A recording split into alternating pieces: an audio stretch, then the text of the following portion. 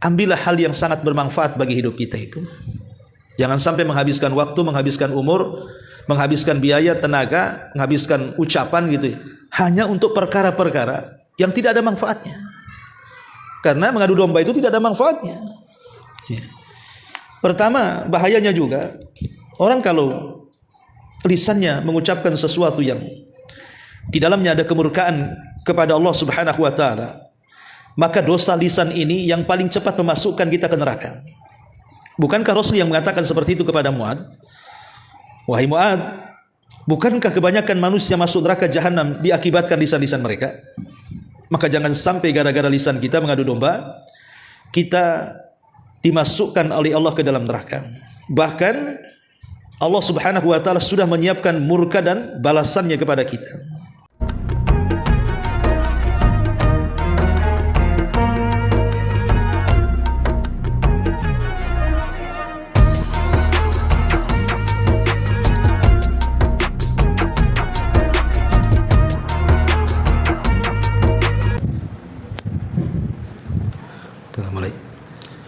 Bismillahirrahmanirrahim.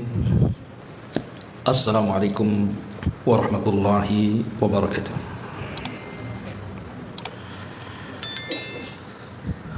Alhamdulillah.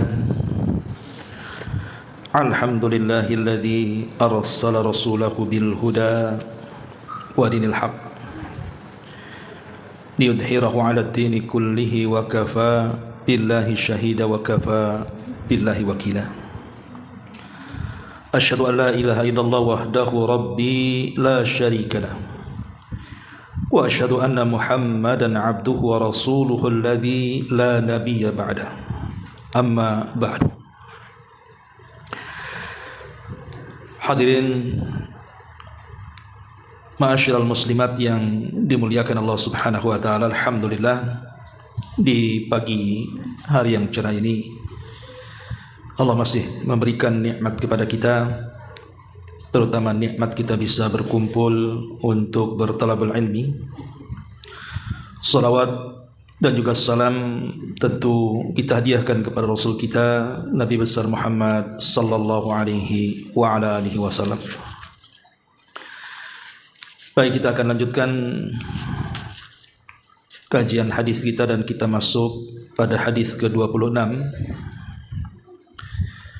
Kita baca hadisnya baru kita terangkan. Wa an Hudzaifah radhiyallahu anhu qala qala Rasulullah sallallahu alaihi wasallam la yadkhulul jannata qattatun, muttafaqun alaih. Dari sahabat Hudzaifah, semoga Allah, Nabi sallallahu alaihi wasallam bersabda, tidak akan masuk surga orang yang suka mengadu domba.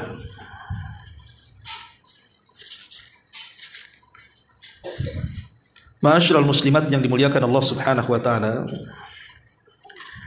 hadis ini semakna dengan hadis Nabi sallallahu alaihi wasallam, la yadkhulul jannata nammamun, tidak akan masuk surga orang yang suka mengadu domba. Apa sih yang dimaksud dengan qattat atau namam? Para ulama mengatakan secara bahasa, qattat atau namam adalah naqlu kalamin nasi ba'dhum ila ba'din li'ifsadi bainahum. Seseorang menukilkan ucapan manusia,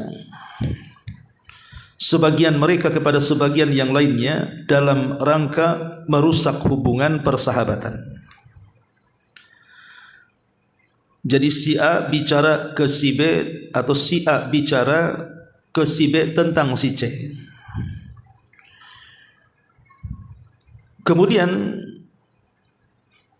setelah si A bicara tentang si C ke si B ini, kemudian dia mendatangi si C, kemudian bicara tentang si B. Akhirnya antara si B dan si C ini terjadi perkelahian. Itulah yang disebut dengan adu domba. Ma'asyiral muslimat yang dimuliakan Allah Subhanahu wa taala, kalimat la yadkhulul jannah, tidak masuk surga, ini ancaman. Dan kita tahu bahwa secara kaidah dosa yang ada ancamannya, maka dosa itu adalah kabair adz-dzunub, dikategorikan sebagai dosa-dosa besar. Dan perbuatan namam, mengadu domba ini adalah perbuatan yang sangat umum di masyarakat. Bahkan di antara kita terkadang yang sudah sering mengaji juga, banyak sebagian kita yang melakukannya. Karena mengadu domba itu, kata Imam Ibnu Katsir rahimahullahu ta'ala, bukan hanya sekedar kita datang ke si A dan ke si B untuk supaya si A dan si B ini bertengkar, tapi menjadi provokator untuk memprovokasi manusia supaya terjadi permusuhan. Apalagi di tengah-tengah kaum muslimin, itu juga bagian daripada mengadu domba. Terutama jelang pilpres, pilek. Itu biasanya banyak tuh orang-orang yang seperti ini. Demi menjatuhkan orang lain, maka dia rela kemudian menjadi provokator atau tukang kompor yang membakar ke sana dan kemari. Ma'asyiral muslimat yang dimuliakan Allah Azza wa Jalla, lah perilaku namimah ini, mengadu domba, sangat bahaya dalam Islam. Lalu apa saja bahayanya? Para ulama mengatakan yang pertama, bahwa orang yang suka mengadu domba adalah seburuk-buruk manusia. Kenapa seburuk-buruk manusia? Karena orang yang suka mengadu domba itu tidak ada kecintaan untuk hidup damai, hidup tenang, hidup nyaman, hidup bahagia, nggak ada tuh. Maunya itu melihat orang bertengkar senang. Nabi SAW mengatakan, syiraru ibadillahi masya'una bin namimah. Seburuk-buruk hamba Allah, kata Rasul, adalah orang yang berjalan kian ke sana dan kemari hanya untuk menjadi kompor supaya orang bertengkar. Qattat atau namim. Lihat bagaimana Nabi SAW melebeli orang yang suka mengadu domba itu seburuk-buruk manusia. Makanya ibu, kalau ada berita yang belum pasti, jangan suka diceritakan. Karena boleh jadi berita yang diceritakan itu isinya mengadu domba. Ini yang pertama. Yang kedua, bahwa namam, orang yang suka mengadu domba itu tukang kompor. Kalau gas yang 5 kilo masih mending. Kalau yang 25 kilo meledak-ledak tuh. Itu bagian daripada perbuatan syaitan. Sebagaimana dinyatakan dalam sebuah hadis yang dikeluarkan Imam Muslim dari hadis Jabir bin Abdullah radhiyallahu an, kata Nabi SAW, inna syaitan qad aisa an ya'buduhul musalluna fi jaziratil arabi walakin fit tahrishi bainahum. Nabi SAW mengatakan, sesungguhnya setan itu sudah putus asa untuk disembah orang-orang yang melaksanakan salat di negeri Arab. Akan tetapi mereka punya senjata. Apa senjatanya? At-tahrishi bainahum.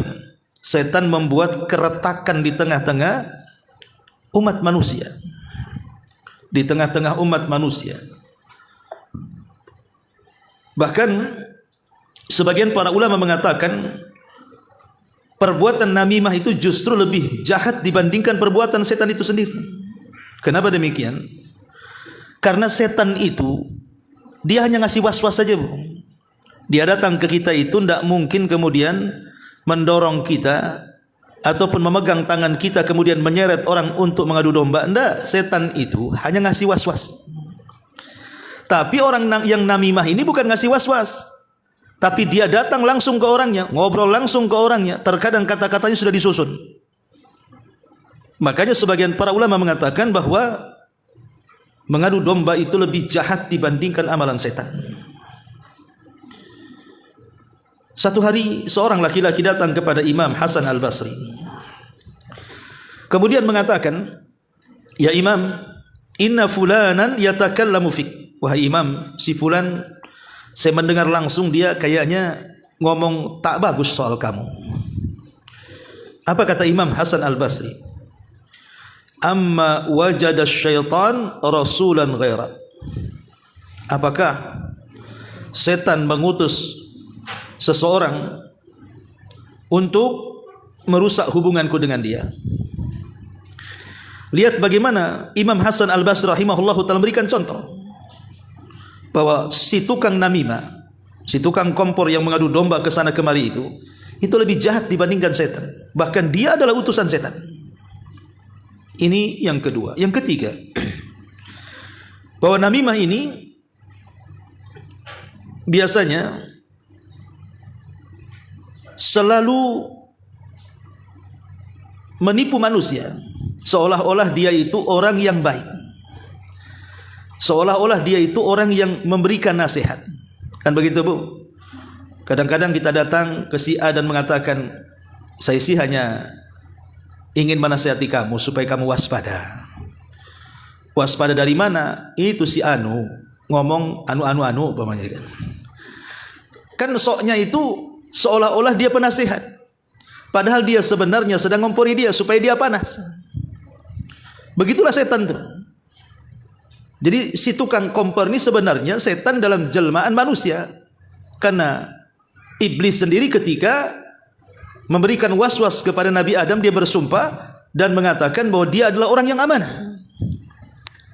Maka hati-hati, jangan suka mengadu domba. Kemudian yang keempat, bahwa namimah ini terkumpul padanya banyak akhlak yang jauh lebih keji dibandingkan mengadu domba.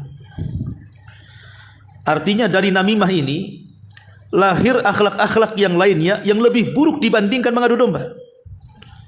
Karena saat dia mengadu domba, secara otomatis hatinya menyimpan hasad, lisannya selalu menggibah, kemudian juga mulutnya selalu berdusta.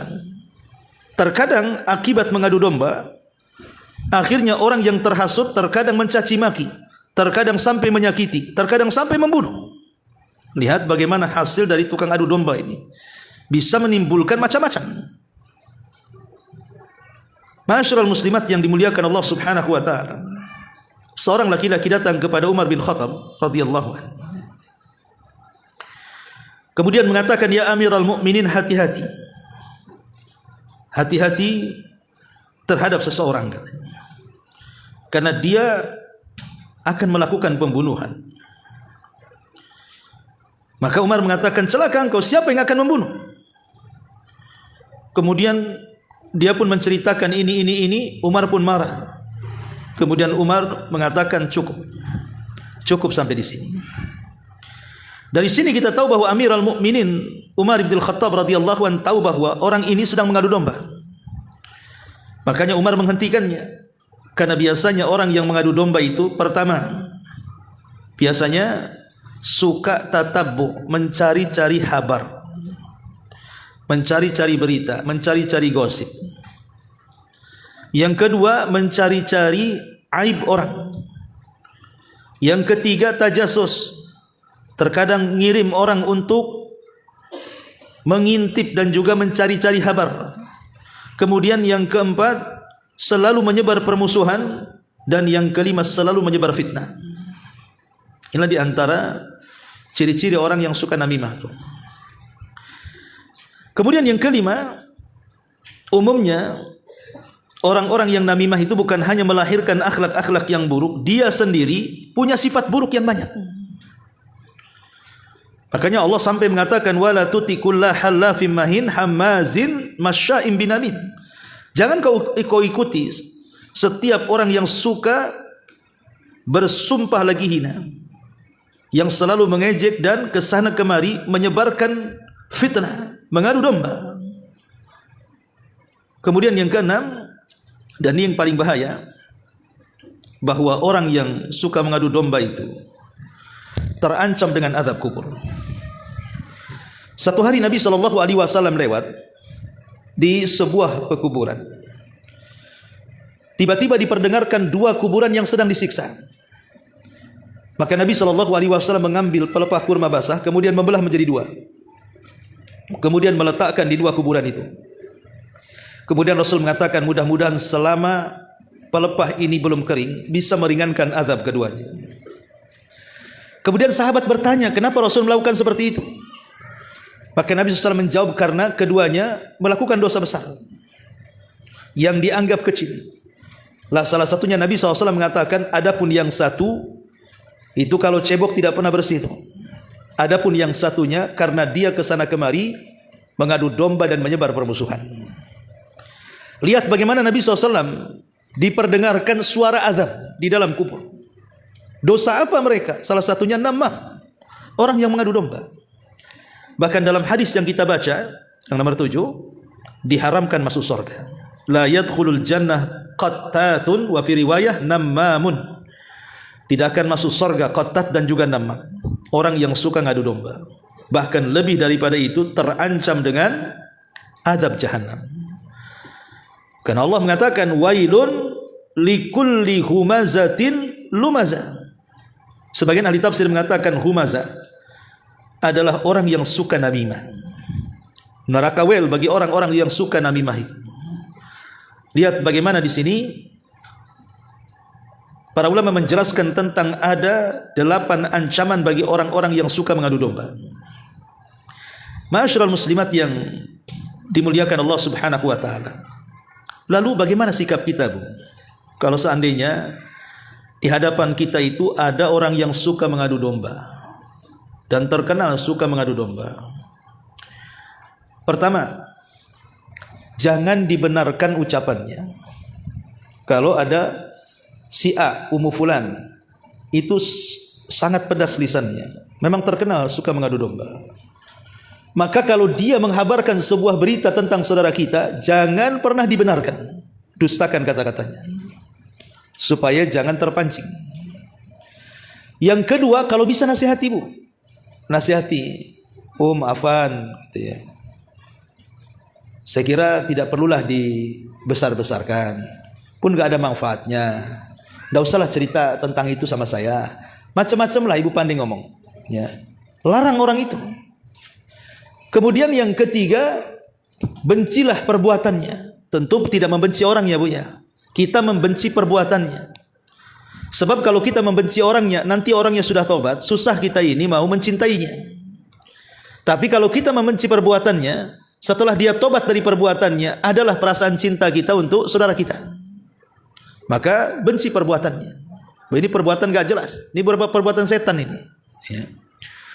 Kemudian yang ketiga, yang keempat, jangan suudzon kepada orang yang sedang dibicarakan kepada kita. Pamannya ada si A datang ke datang ke ibu, menceritakan si B, si anu itu, apa namanya itu. Maka ibu jangan suudzon dulu.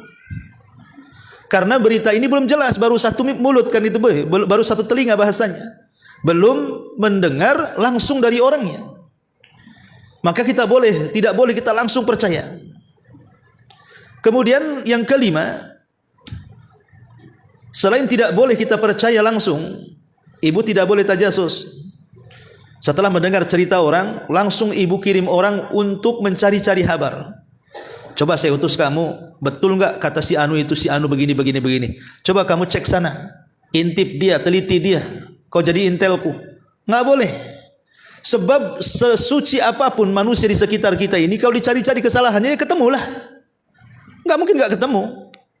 Tapi terkadang kesalahan itu disambung-sambungkan. Oh betul juga kata si anu itu, si anu begini. Makanya kenapa dilarang kita tidak boleh tajasus. Walaupun seandainya kita mendapatkan berita si anu begini kepada kita, tapi bukan berarti kita harus mengirim mata-mata kemudian mencari-cari keburukannya. Karena tidak ada manusia yang maksum, pasti akan ketemu juga keburukannya. Kemudian setelah ketemu keburukannya, disambung-sambungkan, akhirnya yakin pula dengan kabar itu. Oh betul rupanya. Nah, ini kan masalah jadinya. Nah, kalau sudah seperti ini, ya, kemudian juga yang terakhir doakan semoga dia cepat sembuh dari penyakit gilanya itu. Doakan supaya dia sembuh dari namimahnya. Minta kepada Allah agar berlindung dari penyakit itu, jangan sampai tertular kepada dia. Karena biasanya, Bu, orang yang suka mengadu domba itu ucapannya seperti sihir, bahkan lebih parah dibandingkan sihir. Apalagi yang tukang kompor ini memang bagus retorikanya, ngomongnya juga canggih gitu ya. Ember, banyak ngomong, pandai bicara, pandai ngatur kata. Oh, makin lagi ke sihir kita. Sehingga sebagian para ulama mengatakan an-namimatu ta'malu amal as-sihri bal asyad min amali sihri fi tamzikil awasir. Bahwa orang yang mengadu domba itu hakikatnya dia telah mengamalkan amalan sihir, bahkan lebih hebat dibandingkan sihir. Kenapa demikian? Terkadang sihir ini dia hanya bisa melakukan untuk menceraikan hubungan 2 orang 3 orang saja. Tapi orang namimah bisa satu kampung dia bisa bergerak. Bukan satu kampung, negara bisa perang. Ya. Makanya dikatakan bahwa perbuatan orang yang mengadu domba itu lebih buruk dibandingkan sihir. Kenapa? Karena mengakibatkan permusuhan di mana-mana, kebencian di mana-mana. Akhirnya kemudian siapa yang diuntungkan? Setan yang diuntungkan. Berhasil setan itu untuk memecah belah manusia, khususnya kaum muslimin. Ma'asyiral muslimat yang dimuliakan Allah Subhanahu wa taala. Dari sini kita tahu bahwa hadis ini melarang kita untuk melakukan namimah. Baik, kita akan bahas di sini. Ma'asyiral muslimat yang dimuliakan Allah Azza wa Jalla. Di sini Nabi SAW mengatakan la yadkhulul jannah qattat. Tidak akan masuk surga orang yang suka mengadu domba. Para ulama mengatakan di antara faedah hadis ini, al-faidatul ula, faedah yang pertama, al-haditsu dalilun ala anna an-namimata kabiratun min kaba'iri dzunub. Hadis ini menjadi dalil bahwa namimah, orang yang mengadu domba itu telah masuk pada perbuatan-perbuatan dosa dari dosa-dosa besar. Dalilnya ancaman tidak masuk surga, dan juga ada hadis yang sudah dijelaskan. Nabi SAW mendengar orang yang sedang diazab dalam kuburnya, rupanya dosanya salah satunya adalah mengadu domba. Ini yang pertama. Yang kedua, al-faidatu tsaniyatu, faedah yang kedua. Dikatakan lit-ta'amuli ma'an namam adabun naqalahan Nawawi an Abi Hamid Al-Ghazali. Faedah yang kedua, saat kita menghadapi orang yang suka mengadu domba, Imam Nawawi menukilkan sebuah perkataan dari Imam Zahabi. Yang tadi saya sudah jelaskan. Pertama, alla yusaddiqu, tidak boleh membenarkan orang yang mengadu domba karena dia orang fasik. Dia bukan orang benar itu. Dia orang fasik, enggak perlu dibenarkan kata-katanya. Yang kedua, an yanhahu an dzalik, coba kita cegah dia. Kemudian yang ketiga, an yubghidahu fillah, hendaklah kita benci karena Allah. Yang keempat, alla yadhunna bi akhihi al-ghaibis su', jangan berburuk sangka kepada orang yang dibicarakan kepada kita. Yang kelima, tidak boleh kemudian mengirim jasus mata-mata untuk mencari-cari kesalahannya.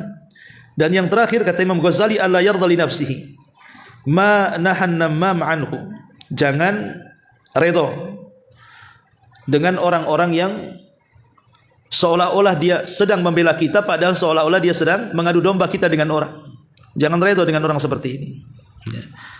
Karena memang inti daripada orang yang namimah itu, yang ketiga di antara faedahnya adalah as-sababu fi intisharin namimati bainan nas iddata umur minha. Karena tujuan seseorang menyebarkan namimah itu di tengah-tengah manusia, pertama, orang ini tidak bermaksud baik, artinya niatnya sudah jahat. Memang ada iradatus su', memang niatnya buruk. Niatnya itu memang untuk menghancurkan, untuk menebarkan kebencian dan permusuhan. Yang kedua, al-farahu bil haudi, memang dia senang dengan perkara-perkara yang tidak ada manfaatnya. Perkara-perkara yang tidak ada manfaatnya, di antaranya fudul kalam, banyak ngomong, ya. Kemudian juga menghabiskan waktu, ya kan, menghabiskan waktu saja, ngobrol ke sana, ngompori sana, ngobrol ke sini, ngompori sini, kan nggak ada gunanya hidup kayak gini, Bu. Dia menghabiskan waktunya saja itu, menghabiskan umurnya. Kemudian juga bicara banyak ke sana kemari. Akhirnya lahirlah banyak dosa dari namimah, jatuh ke ghibah, jatuh ke dusta, jatuh ke permusuhan, dan begitu seterusnya. Maka dari sini Nabi SAW dengan tegas tidak akan masuk surga, karena bahayanya orang-orang yang suka an-namam, mengadu domba. Ma'asyiral muslimat yang dimuliakan Allah Subhanahu wa taala. Al-Imam Hasan Al-Basri rahimahullahu taala mengatakan, "Man namma ilaika namma alaika." Siapa yang mengadu domba, maka ada orang lain yang akan mengadu domba Anda. Itu hukum karma namanya. Kalau kita mengadu domba orang, nanti Allah akan kirim orang yang mengadu domba kita. Kama tadi nutudan. Sebagaimana kita berbuat sesuatu kepada orang, maka Allah akan berbuat yang sama kepada kita. Maka jangan suka mengadu domba. Man namma ilaika namma alaika. Kata Imam Hasan Al-Basri, siapapun yang mengadu domba orang, maka Allah akan kirim orang yang suka mengadu domba dengan kita. Ma'asyiral muslimat yang dimuliakan Allah Azza wa Jalla. Lalu bagaimana caranya, Bu, supaya kita ini tidak mudah mengadu domba? Bagaimana caranya kita selamat? Jangan jadi pelaku dan jangan jadi objek juga.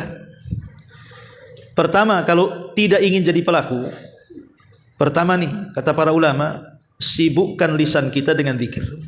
Tidak perlu kita lari sana lari sini untuk mengadu domba. Sibukkan dengan zikir. Karena bagaimanapun ketika seseorang itu menyibukkan dirinya, lisannya, majelisnya dengan zikir kepada Allah Subhanahu wa taala, maka lisan kita lebih terjaga. Tidak mungkin lisan kita diobral untuk mengadu domba. Yang kedua, ambillah hal yang sangat bermanfaat bagi hidup kita itu. Jangan sampai menghabiskan waktu, menghabiskan umur, menghabiskan biaya, tenaga, menghabiskan ucapan gitu, hanya untuk perkara-perkara yang tidak ada manfaatnya. Karena mengadu domba itu tidak ada manfaatnya. Pertama, bahayanya juga, orang kalau lisannya mengucapkan sesuatu yang di dalamnya ada kemurkaan kepada Allah Subhanahu wa taala, maka dosa lisan ini yang paling cepat memasukkan kita ke neraka. Bukankah Rasul yang mengatakan seperti itu kepada Mu'ad? Wahai Mu'ad, bukankah kebanyakan manusia masuk neraka jahanam diakibatkan lisan-lisan mereka? Maka jangan sampai gara-gara lisan kita mengadu domba, kita dimasukkan oleh Allah ke dalam neraka. Bahkan Allah Subhanahu wa taala sudah menyiapkan murka dan balasannya kepada kita. Kemudian yang ketiga, cobalah berpikir, Bu. Berpikir sejenak. Bahwa mengadu domba itu merusak hati. Kasihan saudara kita, gara-gara ucapan kita akhirnya mereka bertengkar. Yang tadinya berkawan akhirnya bermusuhan. Yang tadinya tetangga akhirnya pindah rumah. Bahkan satu keluarga harus saling memutus silaturahim. Anak musuhan dengan orang tuanya, orang tua musuhan dengan anaknya, istri musuhan dengan suaminya, dan suami musuhan kepada istrinya, dan begitu seterusnya. Kasihan mereka. Ya. Kemudian juga yang keempat, cobalah ingat dengan ayat-ayat dan hadis-hadis ancaman bagi orang-orang yang suka namam itu, supaya kita tidak menjadi orang yang suka namam, mengadu domba. Ya. Kemudian juga yang selanjutnya, ingat bahwa yang kita adu domba itu bukan orang lain, terkadang mereka saudara kita. Tidak saudara-saudara, mereka saudara seagama. Mana kecintaan kita kepada saudara kita? Bukankah Rasul yang mengatakan la yu'minu ahadukum hatta yuhibba li akhi ma yuhibbu li nafsi? Tidak akan sempurna keimanan seseorang sampai dia mencintai saudaranya seperti mencintai dirinya. Orang yang mengadu domba itu tidak ada kecintaan kepada saudaranya. Bukankah seorang mukmin itu satu bangunan, menguatkan satu dengan yang lainnya? Ini malah menghancurkan bangunan, merontokkan bangunan satu dengan yang lainnya. Anda ini bukan seorang muslim kalau begitu. Maka ingat bahwa menyebarkan kecintaan di tengah-tengah kaum muslimin itu sebuah kesempurnaan iman. Ya. Kemudian juga bahwa mencari-cari aurat, mencari-cari aib orang, apalagi sampai membongkarnya, satu hari Allah Subhanahu wa taala akan membalas kita. Karena orang yang namimah ini biasanya dia menceritakan keburukan orang. Maka satu hari keburukan kita akan diceritakan orang. Jangan salah. Jangan merasa bahwa kita ini bisa menyembunyikan keburukan kita. Kalau kita sampai menyingkap keburukan orang, Allah akan singkap keburukan kita walaupun kita sembunyi di rumah kita. Dan Allah Maha mampu untuk menyingkap keburukan kita di hadapan manusia, naudzubillah. Kemudian juga supaya kita jangan jadi pelaku, ingatlah kita ini akan mati. Kita ini akan mati. Jangan sampai kita menjadi orang yang paling bangkrut pada hari kiamat karena kita mendolimi orang. Akhirnya pahala kita kelak pada hari kiamat diambil oleh orang yang pernah kita jadikan percobaan adu domba. Maka harus dipahami. Kemudian berkawanlah kalau bisa dengan orang-orang baikmu, orang-orang yang tidak suka kompor, tidak suka provokasi, orang yang tidak suka manas-manasi gitu. Berkawan dengan orang-orang yang baik lisannya, baik pergaulannya, tidak suka mengadu domba dan yang semacamnya. Karena ini bisa menjauhkan kita dari perbuatan ini. Cari teman yang baik, cari teman bicara yang baik, dan lebih daripada itu jaga lisan kita. Sekali jaga lisan kita, hargai lisan kita. Jangan sampai gara-gara lisan kita tidak menginjakkan kedua kaki kita di surga. Inilah diantara penjelasan tentang namimah. Dan perlu diketahui bahwa secara global namimah itu adalah jalan menuju neraka. Yang kedua, namimah ini sebab terbesar permusuhan di antara manusia. Kemudian yang ketiga, menyakiti dan juga mencelakakan orang lain. Ini sebuah perbuatan keji. Islam melarang, la dharara wala, tidak boleh menyakiti orang. Dan yang keempat, bahwa namimah ini biasanya akan berakhir dengan su'ul khatimah, dengan akhir yang buruk. Kemudian yang kelima, bahwa namimah ini sebenarnya perbuatan setan, merendahkan diri di hadapan setan dan tidak bangga menjadi seorang muslim. Dia lebih suka berdusta, lebih suka menggibah, lebih suka memiliki watak-watak munafik, naudzubillah. Dan yang terakhir, namimah ini bisa menghilangkan rasa cinta dan juga kerinduan sesama kaum muslimin, berubah menjadi sebuah permusuhan, bahkan tak jarang saling menyakiti, bahkan tak jarang saling membunuh di antara mereka. Wallahu alam, ini di antara bahaya orang yang mengadu domba. Baik, sampai di sini kita buat tanya jawab, silakan.